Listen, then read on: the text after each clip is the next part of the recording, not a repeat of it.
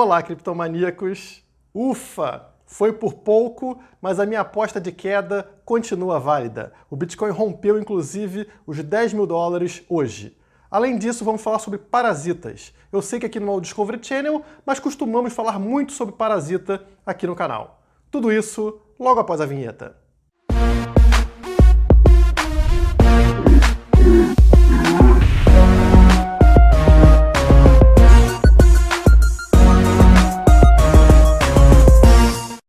Quem acompanhou o vídeo anterior sabia que eu estava muito próximo de ter meu pescocinho cortado, já que o preço estava em torno de 11 mil dólares e o meu stop para recompra com prejuízo estava em 11.200 dólares. Acontece que o Bitcoin bateu nos 11.100 e a partir daí caiu, foi aos 45 do segundo tempo, mas a minha previsão de que o preço ia recuar aconteceu. Hoje, o preço inclusive entrou aí na faixa dos 9.900 dólares, então caiu bastante com relação ao valor do último vídeo e finalmente fazendo algum sentido, porque o preço estava subindo enquanto o volume estava caindo. Então, para mim, estava muito discrepante, parecia que a qualquer momento a gente não teria força para sustentar os preços naquele patamar. Agora voltamos a ficar próximos de testar a linha de tendência que vem desde abril, quando o Bitcoin valia cerca de 4 mil dólares. O rompimento dessa linha, que atualmente está posicionado nos 9.600 dólares, pode levar o preço para o fundo do poço novamente. O ideal seria se o preço encostasse nessa linha e voltasse a subir com força, como aconteceu em meados de junho e em meados de julho. Nas duas vezes, o preço retornou à linha de tendência para ganhar força e subir a partir daí. Parando ou não nessa linha de tendência, para mim, a probabilidade de queda permanece sendo maior que a de subida. Então, quem está vendido nesse momento deve dormir mais tranquilo nos próximos dias. Lembrando que a gente está falando aqui sobre probabilidades e não sobre certeza. No vídeo anterior vocês viram como isso pode acontecer, né? Eu estava falando que a probabilidade era maior de queda, o preço começou a subir e quase que eu erro na previsão. Mas o vídeo de hoje é mais profundo que meramente uma análise gráfica. Eu quero falar sobre as máfias ao redor do mundo e o modo de operação delas. Nenhuma delas gosta de concorrência, então elas precisam arrumar alguma forma de proibir ou atrapalhar qualquer um que se atrever a competir com ela, mas sem deixar claro para o povo que isso é prejudicial a essa população.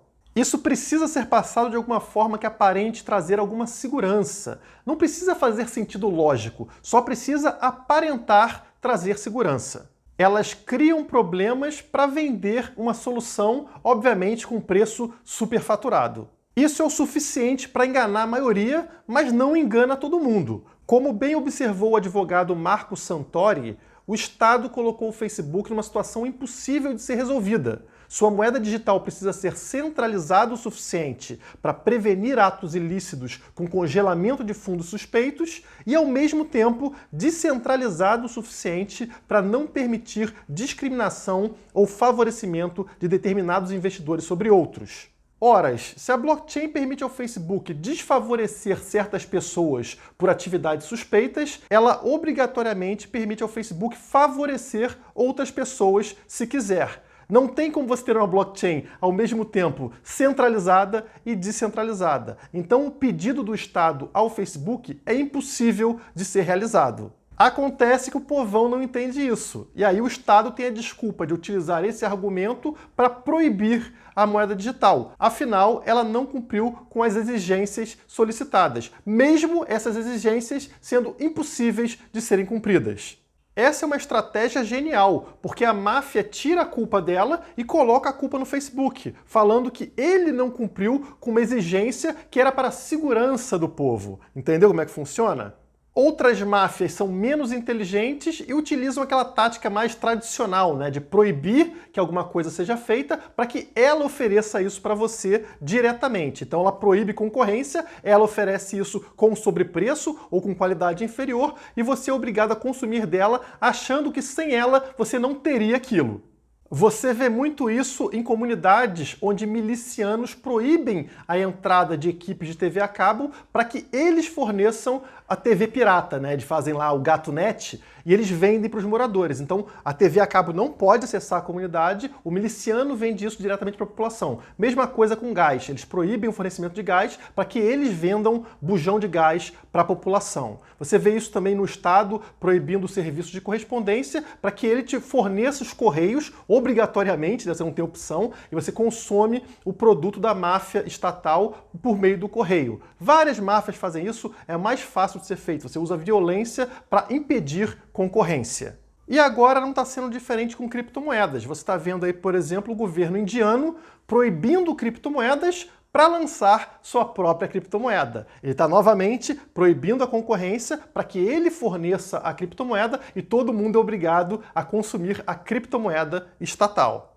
Vejam que não tem diferença entre as máfias. Pode ser PCC, pode ser Milícia do Rio das Pedras, pode ser Comando Vermelho ou pode ser a prefeitura da sua cidade. Todas utilizam de ameaça de violência para se alimentar de parte daquilo que você produz.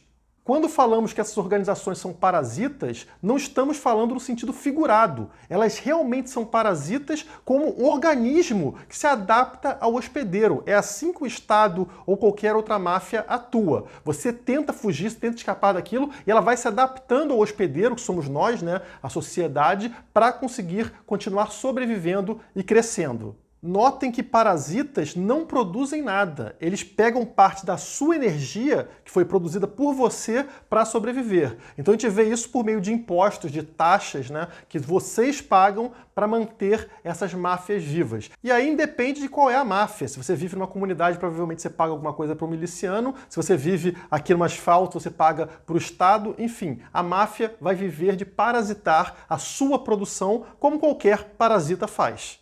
Mas o parasita precisa de duas coisas para ter sucesso. A primeira é tomar cuidado para não matar o seu hospedeiro, porque se o hospedeiro morrer, o parasita morre junto. Então ele precisa roubar de você, roubar parte da sua energia, mas o suficiente para que você não morra.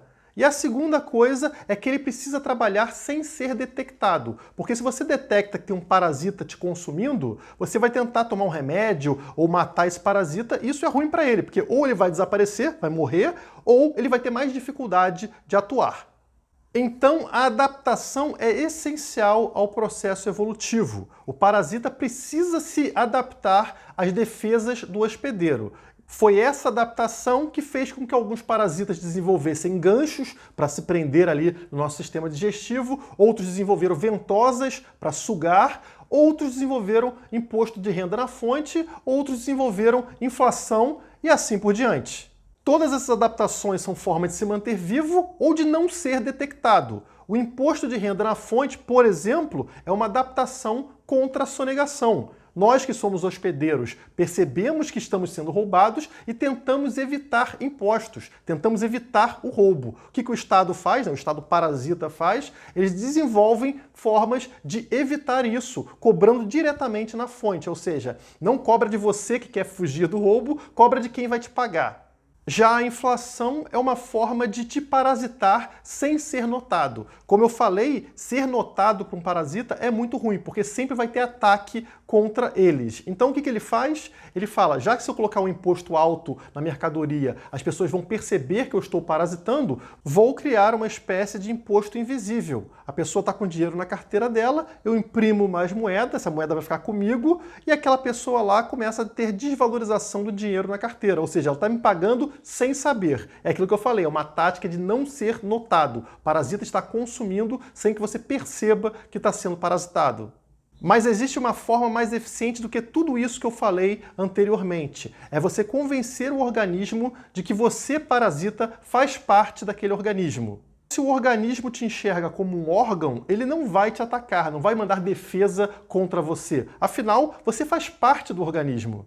E é essa a tática estatal moderna. Eles não mostram que estão parasitando a educação, parasitando a saúde, parasitando a mobilidade. Eles fazem o contrário. Eles fingem que são eles os responsáveis por te dar educação, por te dar saúde, por te dar transporte, por te dar tudo que você tem. Então o Estado faz parte desse organismo social. Sem ele, nada funcionaria. E te convencendo disso, você para de atacar o Estado, você enxerga o Estado como parte do seu organismo. Ele faz parte disso aqui e deve ser defendido assim como os outros órgãos. Mas, na verdade, é justamente o contrário. O Estado, assim como qualquer outro parasita, tira a saúde dos órgãos que produzem esse tipo de coisa. Saúde, educação, transporte, segurança. Ele enfraquece, né, tira a saúde desses órgãos e aí, para o seu organismo, é o parasita, o Estado, no caso, que é o responsável por prover essas coisas. O que você vai ver, então, é o Estado proibindo empresas de fornecerem livremente transporte com ônibus, porque assim ele fornece o transporte público com ônibus. Eles fazem lá as licitações, né? Aquela maracutaia de sempre para ele ganhar a parte dele, coloca uma empresa só fazendo isso e ganha nesse meio campo, né? Fazendo essa intermediação. Ele não permite que outras empresas livremente forneçam ônibus ou façam ônibus no estilo Uber, por exemplo, onde você vai lá, chama por aplicativo e tal, mas obviamente o Estado vai tentar ao máximo impedir a livre concorrência. E aí, para um desavisado, fica aquela pergunta, poxa, mas sem o Estado, quem iria me fornecer ônibus? Já que a pessoa está acostumada a só ter o Estado fornecendo esse tipo de coisa. Mesma coisa com o envio de correspondência. O Estado vai proibir que outras pessoas possam fazer isso, ou outras empresas possam fazer isso, assim eles te vendem os correios. Você é obrigado a consumir os correios com a qualidade mais baixa e com o preço mais alto. Notem como esse parasita tira a saúde do mercado para te vender que ele é necessário para a existência do mercado. O mesmo vai acontecer para a construção de estradas, iluminação pública, saneamento básico, emissão de moedas e praticamente qualquer coisa. É por isso que você sempre escuta aquele argumento idiota de mas sem o Estado, quem construiria as estradas? A pessoa não consegue nem imaginar. Pô, mas sempre foi o Estado que fez isso aqui, se ele sair fora não tem como fazer estrada. Claro que tem, não tem nenhuma dificuldade em colocar piche em cima da terra, mas o Estado tem um monopólio disso e proíbe outras empresas de tentarem fazer esse serviço, né, de comprarem determinada região, construírem aí uma avenida, construírem uma estrada e cobrarem por seus serviços, e assim ele te vende que ele é super necessário para a existência humana, para a existência da sociedade. Notem que tudo que é naturalmente criado por esse organismo social, formado por pessoas e empresas, rapidamente vai ser predado pelo Estado. O Estado vai enfraquecer esse organismo a ponto do organismo enxergar o Estado como solucionador dessa fraqueza. Poxa, já que a gente não consegue produzir isso, vamos contar com o parasita. É o parasita que está nos ajudando a nos manter vivos. Quando na verdade é o contrário, o parasita está enfraquecendo esse organismo e você precisa se livrar do parasita para que os seus órgãos tenham saúde novamente para fornecer aquilo que é necessário. Mas como eu falei para vocês, uma coisa importante para o parasita é não ser notado. E de tempos em tempos, esse parasita fica tão grande que é impossível de não ser notado. É quando a população percebe o tamanho da carga tributária, a dificuldade de arrumar emprego, e é a mesma adaptação que acontece na natureza. Nenhum animal quer engolir um parasita desse tamanho. Então, se adapta para que você engula as larvas e depois esse desenvolvimento, esse crescimento do parasita aconteça dentro de você. A redução do Estado é somente uma adaptação, é uma fase comum no ciclo estatal. Então, quando o Estado está muito inchado, está um parasita muito grande, as pessoas começam a enxergar esse parasita, o que o Estado faz? Ele encolhe de tamanho, né, de tempos em tempos, ele fica como próximo do Estado mínimo, fica mais fácil das pessoas engolirem esse Estado, né, assim como acontece na natureza, e depois ele volta a crescer como sempre. Então aquele negócio de Estado mínimo como solucionador de problemas não passa de balela, é somente uma das fases de um ciclo parasitário. Isso fica evidente quando você vê a história dos Estados Unidos, a história da Suécia e de tantos outros países que já passaram por esse ciclo, já tiveram fases de Estado mínimo e agora passam por fases de Estado máximo, de Estado superpoderoso e controlador. A mensagem que eu quero passar no vídeo de hoje é que você não deve estar preocupado com o tamanho do seu parasita, e sim com a existência de parasita no seu organismo. Parasita faz mal à saúde e precisa ser eliminado.